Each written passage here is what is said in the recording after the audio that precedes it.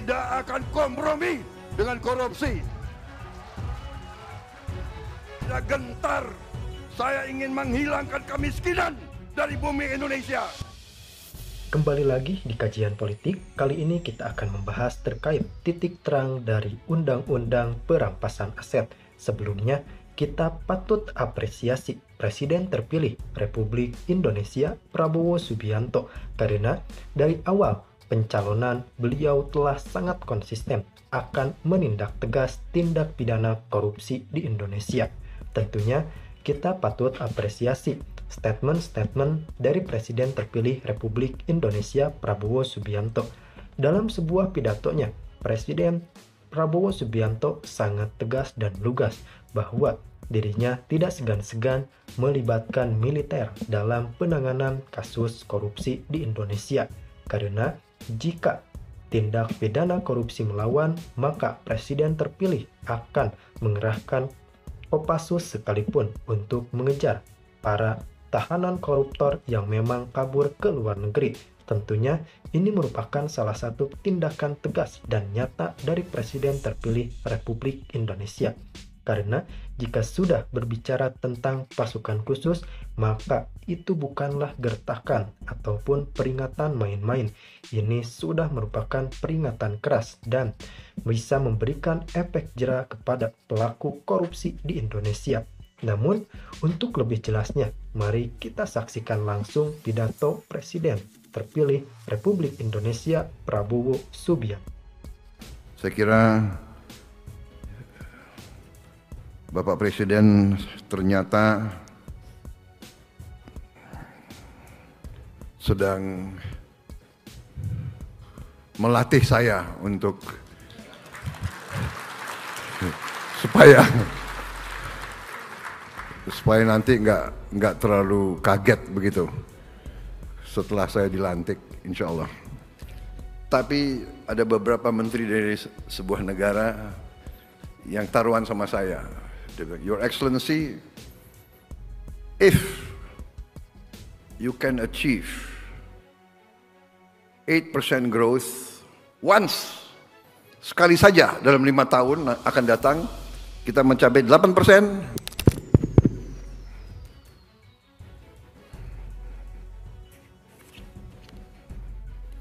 Bismillahirrahmanirrahim.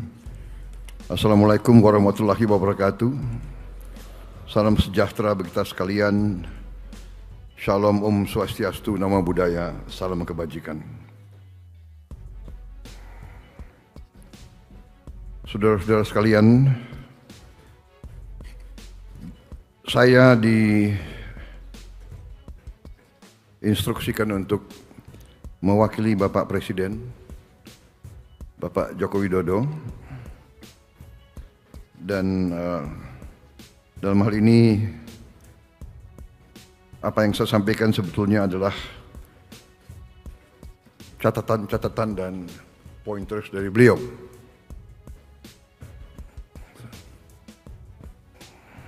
Saya kira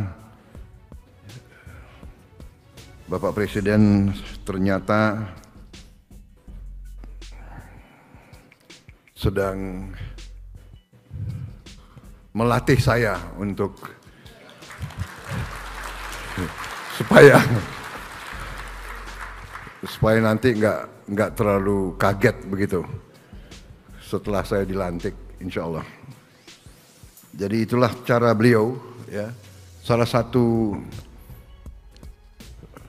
pelajaran kepemimpinan yang kita terima adalah seorang pemimpin yang baik adalah pemimpin yang legowo, pertama. Kedua, pemimpin yang menyiapkan penggantinya. Jadi saya kira ini yang saya rasakan, ya. Beliau sekarang hampir semua rapat kabinet saya diikut sertakan. Dan duduknya sebelah presiden sekarang. Jadi,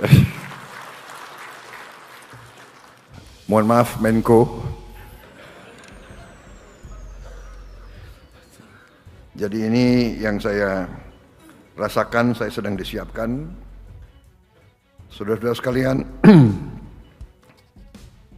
Menko Perekonomian yang saya hormati Bapak Erlangga Hartarto, Menko Polhukam Bapak Marsikal TNI Purnawirawan Hadi Cahyanto, saudara-saudara Menteri Kabinet Indonesia Maju, Menteri Perdagangan Pak Zulkifli Hasan, Menteri ATR Pak Agus Harimurti Yudhoyono, Mendagri Jenderal Polisi Tito Karnavian,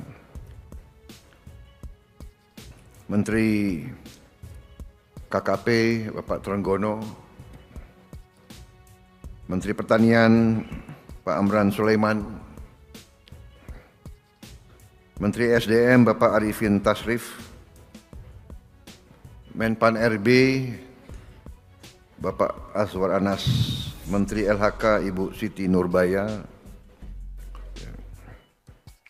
Sekretaris Kabinet Bapak Pramono Anung, Menteri Perhubungan Bapak Budi Karya, Panglima TNI Jenderal TNI Agus Subianto,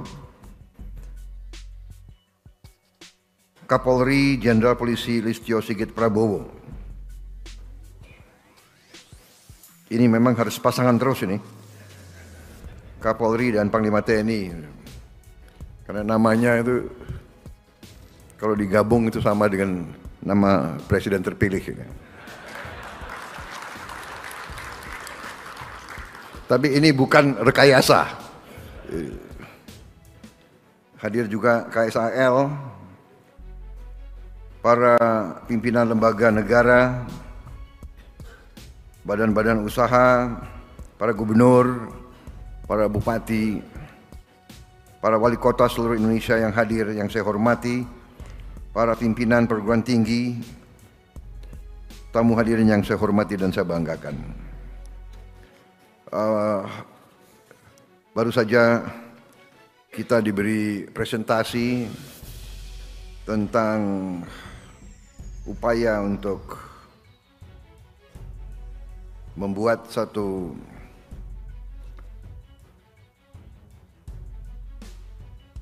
infrastruktur percepatan pembangunan. Selain infrastruktur fisik, juga ada infrastruktur konektivitas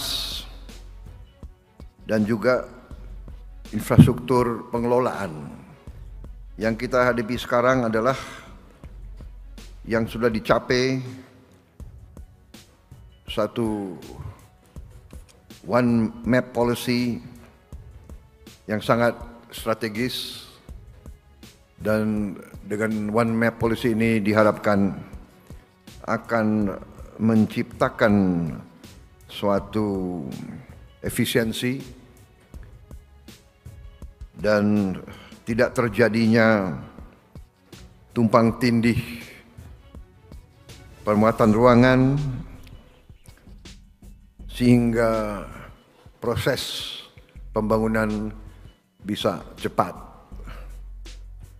Kecepatan sekarang adalah suatu elemen daripada pemerintahan yang efektif, karena dalam keadaan geopolitik dan geoekonomi yang sangat tidak menentu, persaingan antara negara-negara sangat keras, sehingga negara dan bangsa yang dapat memberi suatu kepastian dan iklim usaha yang paling efisien dan paling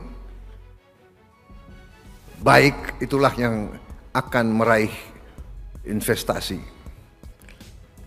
Kita butuh investasi. Untuk itu kita perlu iklim yang baik.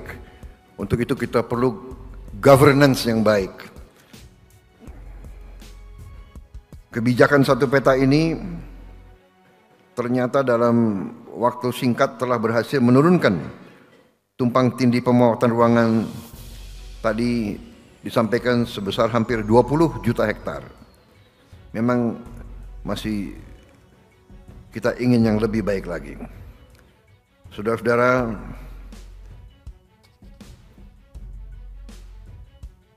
percepatan pembangunan vital bagi masa depan bangsa kita. Tadi Menteri Perekonomian menyampaikan bahwa kita optimis bisa mencapai lebih dari 5% pertumbuhan.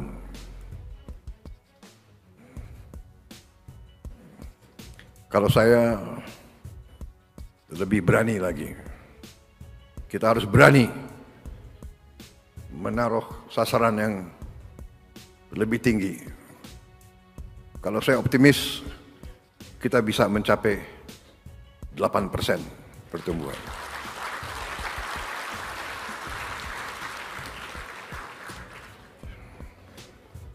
Bahkan saya taruhan dengan beberapa menteri dari sebuah negara tetangga. Saya tidak sebut negara mana, banyak wartawan.